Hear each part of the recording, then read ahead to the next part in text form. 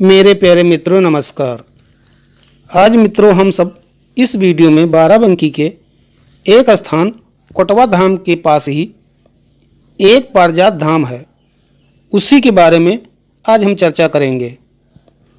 तो आइए शुरू करते हैं। हिंदू धर्म के अनुसार उत्तर प्रदेश राज्य के एक बाराबंकी जिले से कोई लगभग 35 किलोमीटर दूरी पर पारिजात धाम है। इस पारिजात धाम की खासियत यह है कि पांडवों के द्वारा वनवास काटने के समय पांडव लोग यहीं पर कुछ समय के लिए समय व्यतीत किया था।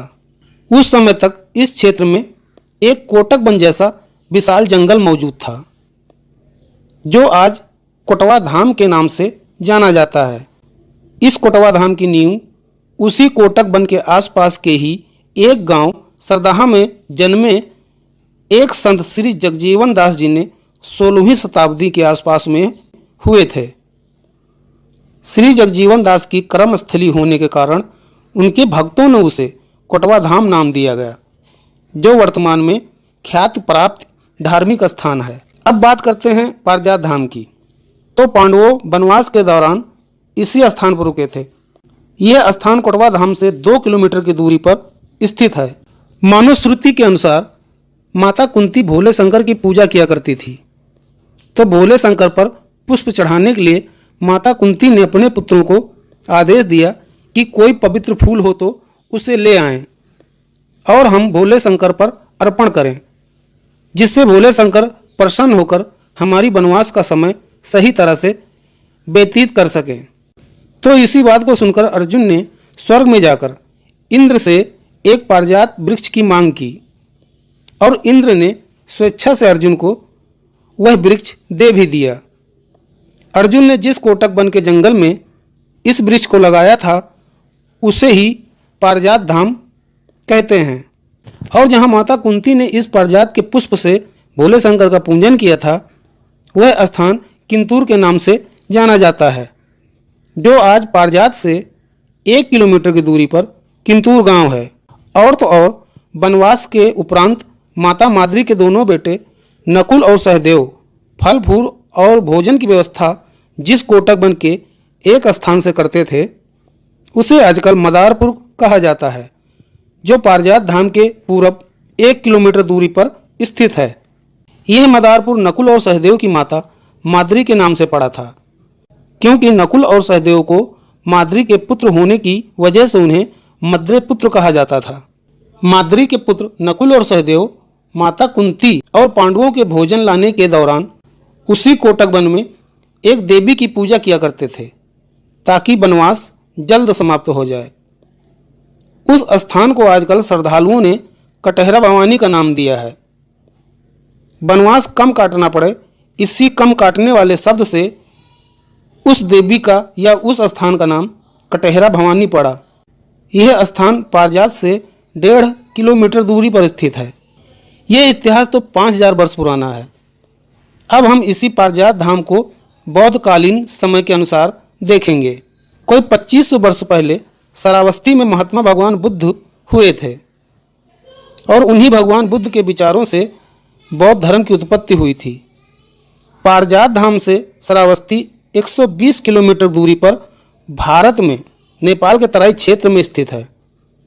उस समय बुद्ध भगवान जगह जगह जाकर ज्ञान का उपदेश दे रहे थे और उनका सबसे ज़्यादा जीवन भ्रमण करते हुए ही बीता था।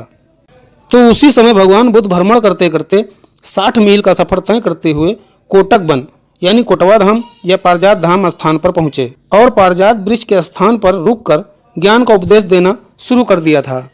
और धम्म की शिक्षा पाकर लोग बौद्ध भिक्षु बन रहे थे।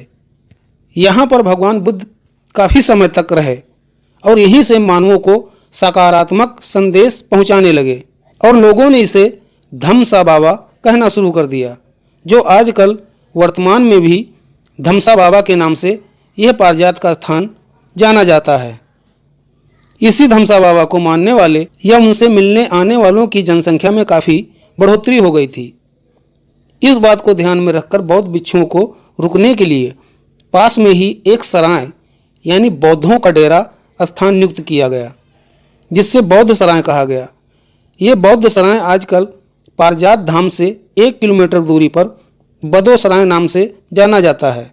सच में मानो तो यही पारिजात धाम का इतिहास है। इसी पारिजात धाम के चारों ओर आपको गडरिया समुदाय के ज़्यादातर लोग मिलेंगे, क्योंकि बौद्ध धर्म को ज़्यादातर प्रसिद्धि गडरिया वंश के अंतर्गत मौर्य वंश, पाल वंश, बर्मन वंश और संगम वंश के समय ही मिली थी। और यही गडरिया समुदाय बौद्धों के सबसे ज़्यादा समर्थक थे। इसीलिए पारिजात धाम के चारों ओर आसपास गडरिया समुदाय के ज़्यादातर लोग मिलेंगे। ये सभी 10 किलोमीटर के दायरे में आज भी आपको गडरिया समुदाय के लोग मिल जाएंगे, जो पहले कभी न कभी बौद्ध धर्म को मानने वाले हुआ करते थे। अब हम अपनी 1975 की एक कहानी बताते हैं। जब मैं छोटा था तो पारिजात के चारों ओर जंगल ही जंगल थे। जब मैं कभी एक गांव सिपहिया और बरौलिया मेरे माता पिता ले जाते थे तो हम खेलने कूदने एवं आम तोड़ने धमसा बाबा यानी पारिजात धाम जाया करते थे और खूब सारी मौज मस्ती किया करते थे। लेकिन जाते समय हम बड़े बूढ़ों के साथ में ही जाते थे, क्योंकि उस समय धमसा बाबा के जंगलों में कई प्रकार के जंगली जीव, भेड़िए, सियार एवं सांप होते थे। उन्हीं जंगली जीव से बचते बचाते हम धमसा बाबा के जंगल में आम खाते और उसी समय पारिजात पेड़ के नीचे एक कुआं हुआ करता था, जो पूरी तरह से पारिजात वृक्ष ने ढक लिया था। लेकिन वहां पर 1.5 बाई 1.5 का एक होल था और उसी होल में हम सब बचपन में पत्थर ढीला डाला करते थे, तो उसमें से बुक बुक की आवाज़ आती थी, यानी उसमें पानी था। अब तो इस समय पारिजात वृक्ष इतना मोटा हो गया है कि पूर्ण रूप से कुएं को ढक लिया है और श्रद्धालुओं ने पेड़ के चारों ओर एक चबूतरा बना दिया है और कुएं का कुछ अता पता नहीं है। हाँ, एक बात बताना तो मैं भूल गया। एक बार जब हम गर्मी के मई जून में धमसा बाबा की कुटिया के चारों तरफ खेल रहे थे तो वहां पर एक गडरिया भाई अपनी भेड़ों को चराते चराते आए थे। उन्होंने कुएं के अंदर से पानी पिलाने की बात हम लोगों को सुझाई और उन्होंने अपनी धोती खोली और सर पर बांधने वाले गमछा, फिर बाद में शीशम के पेड़ की ढेर सारी पत्तियां तोड़कर उस गमछे में एक छोटी सी गठरी नुमा बांध दिया और उस गमछे वाली गठरी को अपनी धोती से बांधकर उसी पारिजात के नीचे बने हुए कुएं के होल में डाला। 2-4 बार ऊपर नीचे करने या हिलकोरने के बाद जब बाहर खींचा गया तो उस गठरी में बहुत सा पानी आ गया था।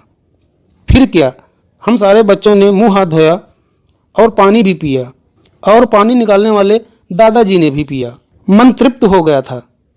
तो मेरे मित्रों, मैंने पारिजात के बारे में कहानी आपको क्यों बताई, इसका मतलब साफ है। हम रहें या ना रहें, एक दिन इस संसार से जाना है। तो मैंने सोचा ये एक छोटी सी बचपन की याद आप लोगों के बीच में साझा जरूर करें, क्योंकि आजकल लोगों को या बाहरी आने वाले लोगों को यह मालूम ही नहीं होता है कि पारिजात के वृक्ष नीचे कुआं है या नहीं। उसको तो वे लोग दैवीय पेड़ या दैवीय स्थान भर की नज़र से देखते हैं। आपको मैंने अपना गुजरा कल के कुछ अंश आपको बताया। आपको यह वीडियो कैसे लगा कमेंट्स जरूर करें। अगर आपको कुछ जानने की जिज्ञासा या उत्सुकता है तो हमारे चैनल को सब्सक्राइब जरूर करें। आप सभी को धन्यवाद। जय श्री राधे राधे कृष्णा।